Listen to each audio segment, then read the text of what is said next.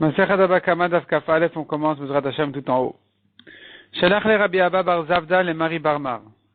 Rabbi Abba a demandé, a envoyé à Mari Barmar, Baemine Meravuna, va demander à Ravuna, Hadar Bechatzer Evero Shalom Idato, celui donc qui habite chez son ami, sans le prévenir, sans sa conscience, il était absent, Tzarich Lalot le Sachar Olo. Est-ce qu'il doit lui payer le loyer ou pas?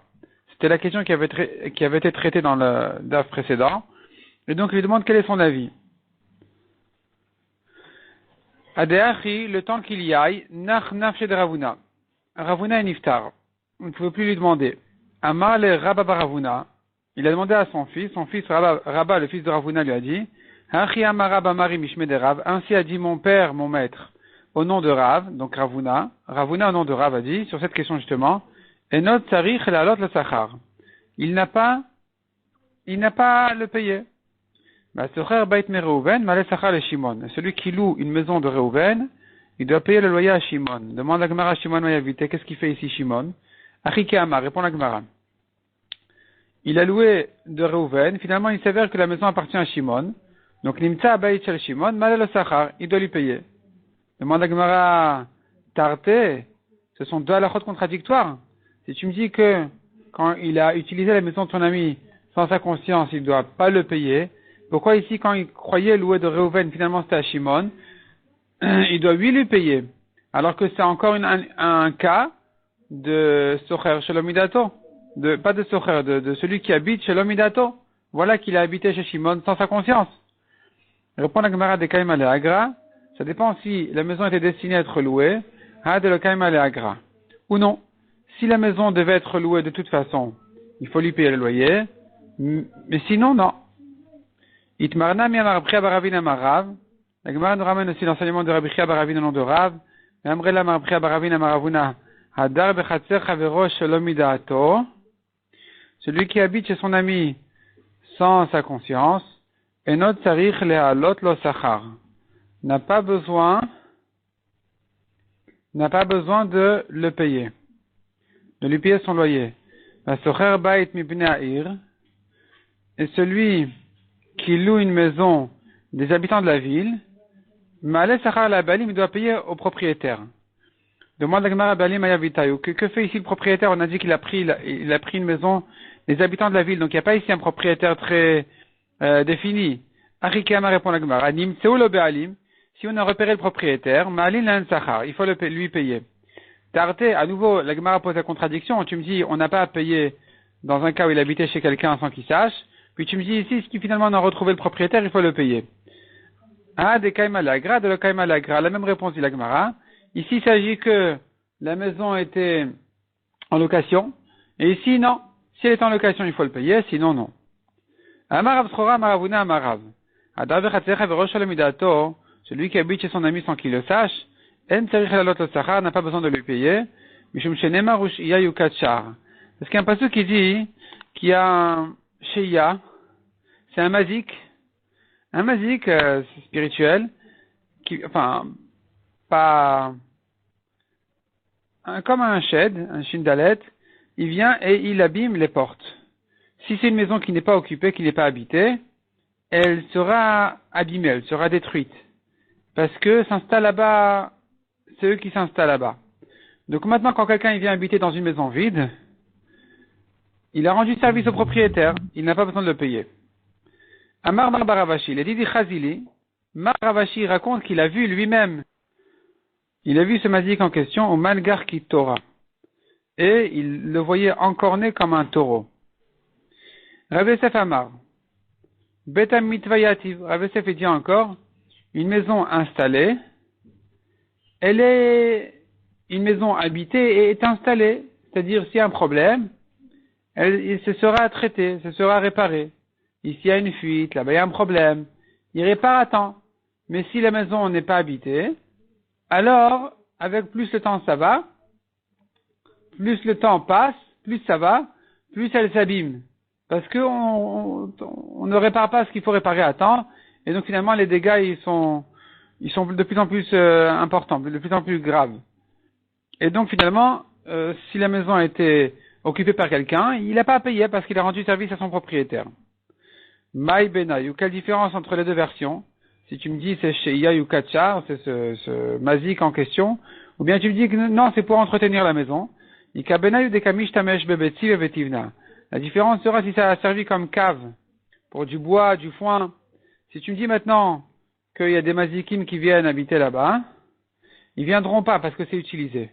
Mais si tu me dis que s'il y a un problème, ça ne sera pas réparé, ici aussi, ils ne fréquentent pas suffisamment la cave pour savoir dans quel état elle est, et donc il risque finalement d'avoir des problèmes là-bas.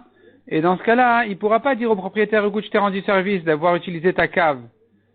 Il ne pourra pas lui dire ça, d'avoir utilisé ta maison comme cave. Parce qu'il lui dira, bah non, voilà, tu vois bien, il y a une fuite, tu ne l'as pas traité, tu ne l'as pas réparé. Donc, dans ce cas-là, il devra lui payer. C'est-à-dire, selon cette version, il faudra payer. Mais selon la version des Mazikim, il n'aura pas besoin de payer dans un cas où il a utilisé, même en tant que cave. Haou Gabra de Bana Padna, un homme a construit un château à Kilkalta Diatme, sur un terrain Kilkalta, c'est Rachidi Ashpa. C'est les ordures des orphelins. Agve Rav Nachman l'a pas nominé. Rav Nachman lui a dit de payer son château. Lema Kassava Rav Nachman, peut-être que Rav Nachman pense, dit la Gemara, que de manière générale, Adar Bechatzer Averosh Sholomidato, celui qui habite chez son ami en son absence, Tzarich Elalot le Sachar, il doit lui payer le loyer. Et donc Rav Nachman sera contre tous les Amoraim qui ont dit qu'il est pas tour. Répond la Gemara, non. Aïmikara, cet endroit-là, mais Ikara depuis le début, Karmanaï Avodaï Rebe. Il y avait là-bas des Karmanaï, c'était une certaine nation d'après Rashi, ou bien Kadmonaï, qui veut dire les précédents. Bref, c'était habité, c'est un endroit qui était habité, qui était loué. Via Veloleat Medavar il payait un peu aux Yetomim, aux orphelins. Donc quand celui-là il est venu, il a tout débarrassé, il a construit un château. Finalement, il a endommagé les orphelins. C'était un endroit qui était destiné à être loué. Donc, il doit payer le loyer. Amar Lazil Paisinu Liatme. Et la Gemara lui dit comment ça s'est passé exactement. Rav Nachman lui a dit, va payer au Yetomim. Velo Ashgar, il n'a pas voulu payer. Akve Rav Nachman l'a pas nominé. Alors Rav Nachman a fait encaisser le château de cet homme-là au Yetomim, à l'avantage des propriétaires et des orphelins. On a vu dans la Mishnah encore une Béma qui a mangé dans un Reshut Arabim Eleptura, parce que Shen, on rappelle, Shen et Regel dans Reshut Arabim, il est pas tour. Chez le Nizak, il est Chayav. Keren, il est Chayav dans Reshut Arabim. Mais Shen et Regel, on n'est pas tour dans Reshut Arabim. Donc la Mishnah nous dit, si elle a quand même profité de ce qu'elle a mangé, même dans un Reshut Arabim, il faudra payer le profit. Pas ce qu'elle a endommagé, parce qu'elle a endommagé bien plus que ce qu'elle a profité. Une vache profite autant si elle a mangé de la pastèque comme si elle mange du foin. Elle n'a pas de différence. Et dans le prix, il y a une différence. Donc elle paiera que ce qu'elle a profité, selon son profit. Ça c'est dans un Reshut Arabim. Mais la Mishnah dit que si elle a mangé du coin de la Rechava, au coin de la place, tidé, sur les côtés, là-bas, il doit lui payer. Il doit payer Majidika, ce qu'elle a endommagé, plus que ce qu'elle a profité. Ce qu'elle a endommagé, c'est ce qu'il devra payer. Rachid dit là-bas dans la Mishnah, c'est comme Keren, parce que c'est Meshouné, c'est pas habituel qu'une vache aille chercher dans les coins de la rue pour manger là-bas ce qu'elle trouve. Donc, puisque c'est pas ordinaire, ça rentre dans Keren, qui est un dommage qui n'est pas habituel, comme si elle avait encore né, donc il doit payer Khatinezek, la moitié. La Gemara dit, de quel cas il s'agit exactement? Amarav ou Bemechazeret. Ça veut dire qu'elle marchait même sur le Reshut Arabim, elle a tourné sa tête pour manger dans le coin. Eh bien, ça s'appelle Keren, il faut payer la moitié. Ou Shmuel Amar, Afilu Mechazeret Nami Patur. Shmuel dit, même si elle était dans un Reshut Arabim, même si elle a tourné sa tête, elle a rentré sa tête dans les coins, dans les côtés de la Rechava, dans les côtés de la rue, de la place, il est pas tout parce que ça s'appelle pas encore Meshouné, ça s'appelle encore ordinaire, c'est classique, c'est chaîne classique, qui est pas tout dans un Reshut Arabim. Demande la Gemara de Michayev. Si c'est comme ça, dans quel cas Shmuel va expliquer la Mishnah qui dit qu'il est Chayav, il s'agit qu'elle a laissé la Rechava, le Reshut Arabim, Veaz avec un petit de Rechava. Et elle s'est tenue toute la vache sur les côtés de la rue. Donc, puisqu'elle elle est rentrée tout entière sur les côtés de la rue, alors, ça c'est déjà pas habituel, et donc ça revient à Keren, qui sera chayav même dans un reshut arbim de Khatinezek. Veika de matne la shmata la penafsha. La Gemara dit, jusqu'à présent, selon notre version jusque-là, Rav et Shmuel se rapportaient sur la Mishnah. Donc, quel cas la Mishnah dit qu'il est chayav, selon Rav quand elle a tourné la tête, selon Shmuel quand elle s'est placée entièrement, elle s'est mise là-bas sur le côté de la rue. Mais, selon une autre version, Ika de matne la shmata, il y en a qui ramènent cet enseignement-là, Be'a penafsha. Pas sur la Mishnah, mais comme un enseignement indépendant de la Mishnah, qui dit comme ça. Mais Chazeret, si elle a tourné la tête pour manger sur les côtés de la rue, Rav Amar Chayav et Shmuel Amar Ptura, selon Rav, il est Chayav selon Shmuel Patour, parce que comme on a dit, selon Rav, il est Chayav, ça s'appelle Keren, c'est pas habituel, selon Shmuel, c'est habituel, il est Patour. Demande à Gemara, Veli Shmuel Meshalemet Mashezi Kachim Ashkachatla, d'après Shmuel qui dit qu'on n'est pas tour quand elle a tourné la tête, dans quel cas il sera Chayav dans quel cas il sera chayav que la Mishnah a dit si elle a mangé aux côtés de la rue. Il s'agit qu'elle a laissé la rue, elle est allée se mettre tout entière là-bas sur les côtés de la rue. Dans ce cas-là, ça s'appelle Meshouné. Metiv Rav Nachman bar Yitzchak. Rav Nachman bar Yitzchak a objecté. Mi petach hachanut meshalemet ma sheneenet. Si elle mange de l'entrée du magasin. C'est-à-dire à l'extérieur, mais devant l'entrée du magasin. Meshalemet ma sheneenet, elle paye ce qu'elle a profité. Echim ashkachatla. De quoi il s'agit? De quel cas il s'agit? Pshita, bemechazeret. Certainement, il s'agit d'un cas où elle a dû tourner la tête pour manger là-bas. Rashi explique parce que l'entrée de la chanout, l'entrée du magasin, en général, ne donne pas directement sur la rue. Et donc, si elle a dû manger là-bas, c'est qu'elle a dû tourner la tête pour manger là-bas. Et si elle a tourné la tête pour manger là-bas, tu vois bien que la Mishnah a dit là-dessus, Veka Amar Machenenet, elle paye ce qu'elle a profité. Donc, Machenenet in, Machezikalo, elle ne paye que selon son profit, mais pas selon le dommage. C'est une objection pour Rav qui a dit que dès qu'elle a tourné la tête, on est dans Keren. Et si on est dans Keren, elle doit payer même selon le dommage. Répond la Gemara au motif là, là. Lui a objecté, elle lui a répondu, de Kaima Bekeren Zavit. Il s'agit que le magasin était situé sur une rue plus étroite que le boulevard, disons. Et donc, quand elle sort du boulevard pour entrer sur la rue, alors que dans le boulevard elle était centrée, sur la rue elle se retrouve vraiment sur les côtés. Et donc là-bas, elle voit les fruits vraiment devant elle, et là, elle les a mangés sans tourner la tête même, et c'est là on dit que c'est ordinaire. Elle paye selon ce qu'elle a profité. Pourquoi? Parce que c'est sur son chemin, vraiment. Mais quand elle était dans un reshut arabim, dans une rue normale, et qu'elle se met sur les coins, ça, déjà, c'est plus normal. Et d'après Rav, même si elle a tourné la tête, déjà, il est chayav comme Keren. Ika de Amre, il y en a qui disent, Machazeret kulalma le pligue de chayavet. Si elle a tourné la tête pour manger là-bas, c'est sûr qu'il est chayav. Qui pligue, leur machloket, elle n'est que dans le cas, mais maktema comme reshuto le reshut arabim. Quelqu'un qui a offert, en fait, au reshut arabim de son terrain. C'est-à-dire, il habitait quasiment à ras de la rue, vraiment jusqu'à la rue il habitait, et il s'est retiré bien en arrière en laissant une place au reshut arabim. Donc il a laissé une place au reshut arabim et il a posé là-bas ses fruits. Et la vache elle est passée là-bas, elle les a mangés. Et donc la marloquette de Rav et Shmuel était enseignée comme ça. Amar Rav, Loshan la machazeret. Rav dit que il n'est pas tour, c'est-à-dire il ne paye que ce qu'elle a profité que dans le cas où elle a tourné la tête. Aval maktseh makom mershuto lershut arabim, c'est-à-dire quand est-ce que Loshan la machazeret. Aval, non, pardon, je reprends. Loshan, ce qu'on a dit que selon tout le monde on est chayav, il est chayav de tout ce qu'il a endommagé, c'est que dans Mechazeret qu'elle a tourné la tête. C'est là où on dit c'est keren, c'est pas normal, c'est meshouné. Aval maktsem makom reshut reshut arabim ptura.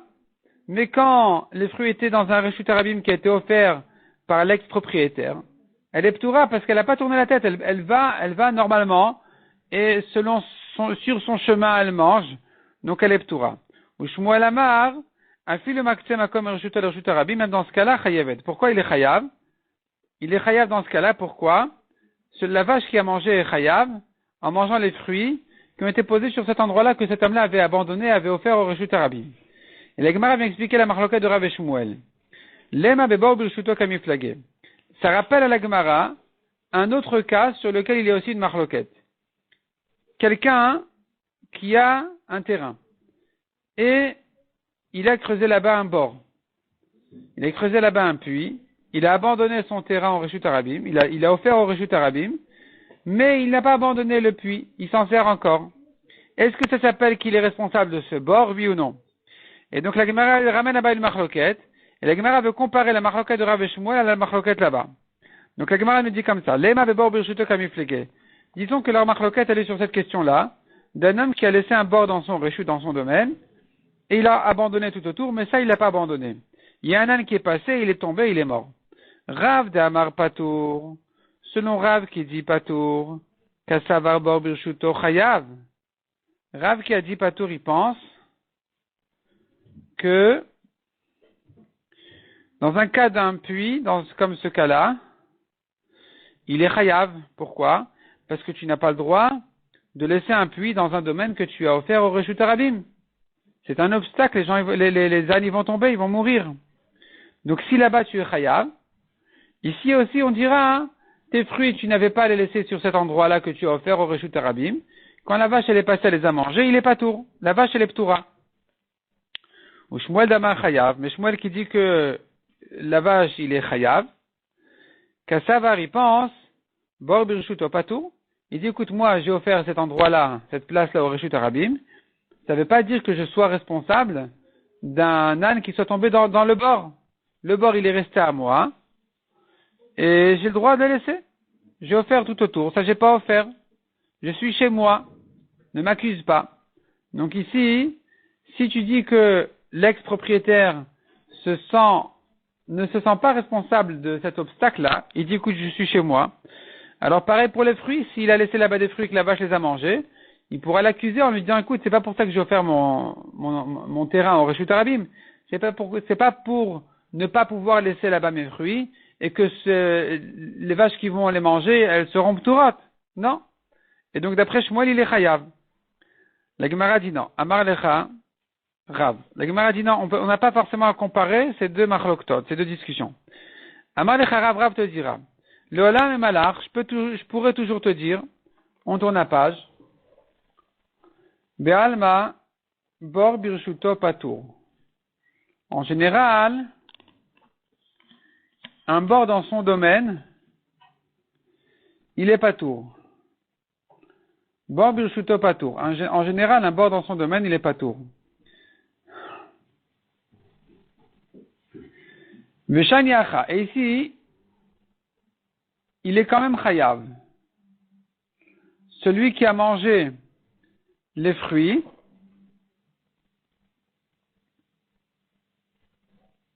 non. C'est-à-dire comme ça. Rav qui a dit que la vache, elle est ptoura, il te dira, si c'était un puits qui avait fait tomber un âne, il aurait été patour. Donc tu me diras, mais alors si c'est comme ça voudrait dire que le propriétaire avait le droit de laisser ici, il est chez lui. Il avait le droit de laisser son bord. S'il est chez lui, alors pourquoi est-ce que la vache qui a mangé les fruits en question, elle sera ptoura? Il faut dire qu'elle est chayavet parce que le nizak, il était chez lui. Répond la Gemara Veshani Achad Amar, parce que ici, le propriétaire de la vache lui dira, Lav kol keminach, de mekarvatlu le poroter de reshut arabim. C'est pas tout comme toi, que tu rapproches tes fruits du reshut arabim, ou mechayvatlu le Torah, et que tu me rends chayav sur le taureau qui les a mangés. Donc si tu laisses comme ça un endroit où finalement j'ai le droit de marcher là-bas avec ma vache et mon taureau, et il les a mangés, eh bien c'est tant pis pour toi, c'est un risque que tu as pris. Tu peux pas laisser comme ça des fruits devant des animaux en m'accusant qu'ils les ont mangés. Ou Shmuel Amar, Shmuel il dira, Be'al Mavor Brishuto Chayav. En général, il est responsable du bord dans ce cas-là, même s'il a abandonné tout autour, il est responsable du bord parce qu'il n'avait pas le droit de laisser. C'est considéré comme un domaine public donc. Et malgré tout, il sera chayav sur les fruits.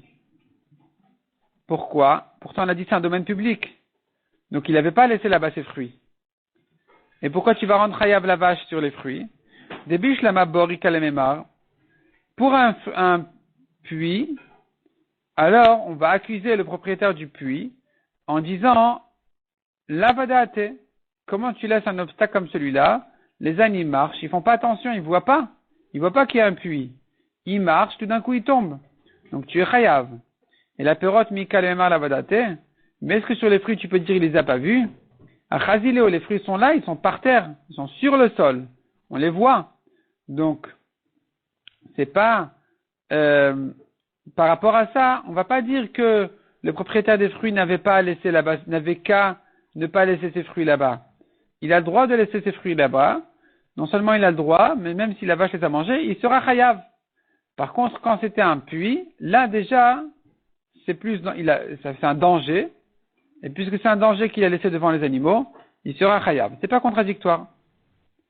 La Gemara continue et dit Lema machazeret tanaï. Disons que cette question-là de machazeret, quand on a tourné la tête pour manger du côté de la rue, c'est en fait une machloket tanaïm, à savoir si ça s'appelle meshouné, si c'est keren et il est chayav, ou bien non, c'est normal, c'est classique, elle tourne la tête, qu'elle mange des côtés, ça reste dans le chêne, et donc il est pas tout dans un reshut arabim. Et la Gemara va en faire une machloket tanaïm. Détail, il y a commencé, on voit dans une braïta. Achla mitoch ha'achava meshalemet ma shenehenet. Si elle a mangé de la rue, on a vu elle paye ce qu'elle a profité. Mitida ha'achava meshalemet ma shezika. Divrei Rabbi Meir ve Rabbi Yehuda. Si elle a mangé mitida ha'achava des côtés de la rue, elle paye ma shezika ce qu'elle a endommagé selon Rabbi Meir et Rabbi Yehuda. Rabbi Yossi ve Rabbi Lezer omrim, en darka le'echol, elle a le'aler. Eux, ils disent, Rabbi Yossi et Rabbi Lezer, ils disent, c'est pas de son habitude de manger là-bas, uniquement de marcher. Donc, en d'autres mots, tu voudrais dire qu'il est chayav. Parce que si c'est pas son habitude, c'est pas chêne. Si c'est keren, c'est pas chêne, c'est keren, alors on est chayav dans un reshut arabim. Alors finalement, si c'est comme ça, quelle est la différence entre Rabbi Yossi et Rabbi Meir? Rabbi Yossi a une tanakama, Rabbi Yossi pense exactement comme Rabbi Meir et Rabbi Yehuda. C'est pas son habitude, il est chayav. Et là, il faut dire machazer et tika benayu. Leur machloket, elle sera dans le cas où elle a tourné la tête pour manger. Tanakama savar machazer et nami meshalem hashenenet. Alors que selon Tanakama, qui est Rabbi Meir et Rabbi Yehuda, il paye ce qu'elle a profité et pas plus, pas ce qu'elle a endommagé, uniquement ce qu'elle a profité, parce qu'il pense que c'est pas méchouné, c'est normal, c'est chêne, c'est ordinaire qu'elle tourne la tête pour manger. Et eux, par contre, Rabbi aussi savoir, Meshalemet Mashéizika. Lui, Rabbi aussi dit, ben non, elle est censée marcher droit devant et pas tourner la tête. Elle a tourné la tête, on est rentré dans Keren. Si on est rentré dans Keren, eh bien, il devra payer ce qu'elle a endommagé. Donc, tu vois la marloquette ici entre les Tanaïm, dans Mechazeret, si elle a tourné la tête, s'il est chayav ou pas. La Gemara dit, non, c'est pas ça la marloquette. Découle Alma Marzeret, Ikera, avec Shmuel. Si elle a tourné la tête, tu peux dire chayav, tu peux dire pato, comme Rav, comme Shmuel. C'est pas ça le sujet ici. Ve'acha, ici, de quoi il s'agit? Elle a mangé droit devant dans un reshut arabim. Qui dit qu'on n'est pas tour, sur chaîne, dans un reshut arabim? Peut-être qu'il est chayav dans un reshut arabim. Ah, tu me diras, mais la Torah a dit, ou bier bisde acher, s'il mange dans le champ de quelqu'un d'autre, et donc tu voudrais apprendre de là que dans un reshut arabim, il est pas tour? La Gemara dit non. On n'a pas forcément à déduire comme ça du pasouk. Tu pourrais dire, ou bier bisde acher, dans le champ de quelqu'un d'autre, et de même dans un reshut arabim, il est chayav, à condition que ce ne soit pas chez le mazik. Si c'était chez le mazik,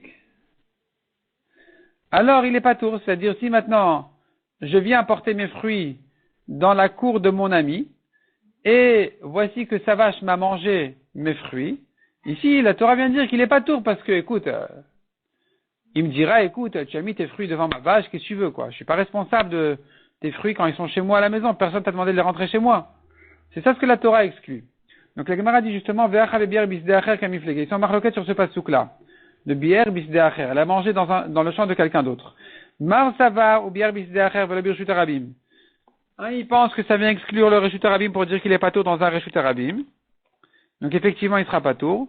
Ou mar sava ou bière bisdeacher velo birshut amazik. Et l'autre il dit, ben non, le passage qui vient uniquement exclure du reshut amazik.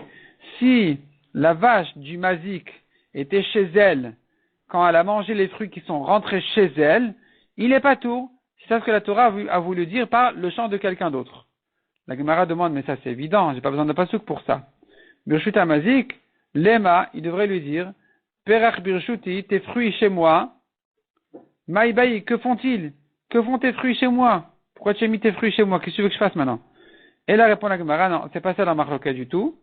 La marloquette est Tanaïm ici dans la Braïta, Rabbi Meir contre Rabbi aussi, des Ilfa vi Rabbi Oshaya et Kabenayou. Ils sont marloquette sur la lacha de Ilfa et Rabbi Oshaya. Ilfa et Rabbi Oshaya avaient dit au début du Daf,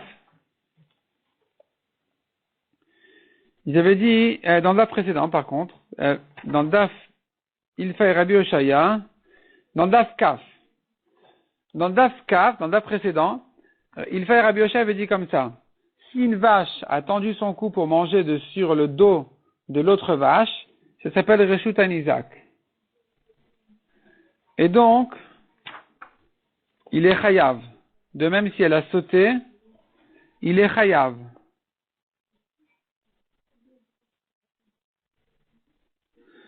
S'il a sauté, si la vache elle a sauté pour manger, il est chayav. Et donc la Gemara elle vient dire que c'est ça leur marloquette. Tanakama dit que dans ce cas-là, quand elle a tendu son cou pour manger sur l'autre vache, Rabbi Meir, qui est Tanakama ici, Rabbi Meir et Rabbi Uda, il pense qu'il est pas tour dans tous les cas. Donc elle ne paie que ce qu'elle a profité, pas ce qu'elle a endommagé. Même dans un cas comme celui-là où elle a sauté, où elle a mangé sur l'autre vache. Alors que Rabbi aussi dit non. Son habitude n'est pas de tendre son cou pour manger là-bas. S'il a tendu son cou, alors, où elle a sauté, puisque c'est pas son habitude, alors c'est comme Keren, il est chayav.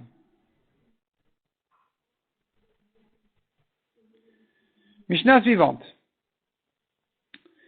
Akelev ve'agdi shekaftu meroshagag.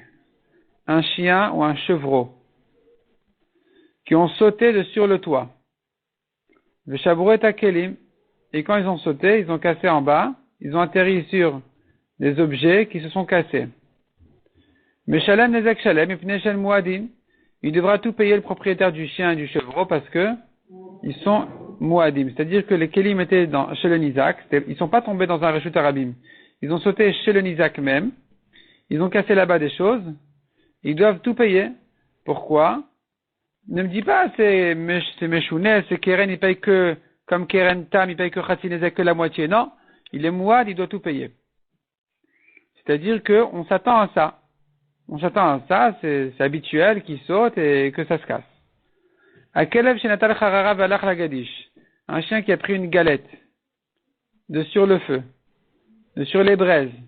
Il a transporté la galette avec les braises. Il a posé sur un tas de blé. Il a mangé la galette et il a allumé le tas de blé. Sur la galette, il paye tout. Et sur le blé, il paye la moitié. La Gemara va expliquer exactement de quoi il s'agit. La Gemara ici revient au début de la Mishnah. Ils ont sauté. Ils ont cassé, ils sont chayav. C'est mouad. La Gemara déduit de là. Ta'ama de kaftsou. La raison pour laquelle ils sont chayav, c'est parce qu'ils ont sauté. Hanaflou patour, mais s'ils étaient tombés, ils auraient été patour. Almaka savar, donc notre Mishnah pense. Trilato bepshia vesofo boenes patour. Un cas comme celui-là, où le début a été fait bepshia. C'est-à-dire qu'il les a mal gardés.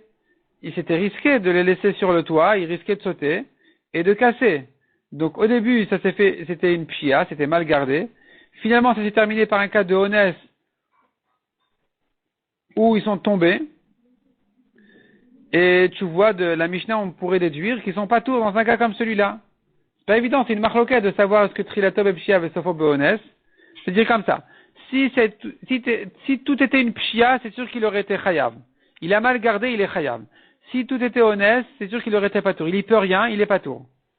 Mais dans un cas où au début il avait mal gardé, finalement il y a un ones qui est arrivé, est-ce qu'il est chayav ou patour? C'est une marloquette. Notre Mishnah qui dit s'ils ont sauté ils sont chayav, et je comprends s'ils sont tombés il est patour, alors que il les avait mal gardés, tu pourrais déduire de là qu'il est patour dans Trilato Bepshia, mais ça faut bonnes. Tanya Lamiachi, effectivement on voit comme ça dans une braïta aussi. Akel vagdish kaftu meroshagag veshibreta kelim, le chien et le chevreau qui ont sauté du toit et qui ont cassé là-bas des objets. Mais shalem nezek shalem, il doit tout payer. Naflu pturin, mais s'ils sont tombés, il est patour. Hanich le madamar trilato bepshia vesofa bones patour. Ça va pour celui qui dit que si ça s'est terminé par un ones, il est patour même si a priori il y avait une pshia, il était mal gardé. Et là, les madamar chayav maïka le memar. Mais pour celui qui pense qu'il est chayav, qu'est-ce qu'on va répondre ici? Comment il va expliquer ici? Répond la Gemara Kegon et Mekar vekelim le gabe kotel. En fait, les objets étaient très proches du mur. Quand ils sont tombés, il est patour, parce que quand ils tombent, ils n'arrivent pas au même endroit que quand ils sautent. Quand ils sautent, ils s'éloignent du mur. Quand ils tombent, ils frôlent le mur. Donc, les objets, quand ils sont proches du mur, il n'y a pas de pshia ici. Parce que maximum, ils vont sauter, ils vont pas casser les objets. Tandis que, s'ils tombent, c'est un ones qui va casser les objets, mais il n'y a ici que du ones. Il n'y a pas de pshia. Les objets étaient bien surveillés, étaient bien gardés, ils n'étaient pas risqués du tout, les objets. Donc maintenant, quand ils sont tombés, ce n'est qu'un ones, depuis le début jusqu'à la fin, parce que par rapport à tomber, qui n'était en fait que le seul moyen de casser les objets, il n'y avait pas de pshia, il n'y avait pas de raison que ça se passe, ça se casse, donc il n'est pas tour. Car s'ils avaient sauté, ils ne seraient pas tombés dessus. Et donc même un début de pshia, il n'y a pas ici. Ne me dis pas que ça avait commencé par une pshia, non. Ça n'avait pas commencé par une pshia, et que, en principe, ça ne devait pas se casser du tout. Il se peut des fois que même s'ils sont tombés, ils soient chayav. Comment ça se fait, Mashkachata, tu peux trouver le cas de Kotel Raoua. La barrière du toit n'était pas forte. Et donc, ils risquaient de toute façon de tomber. Et s'ils sont tombés, effectivement, il est chayav.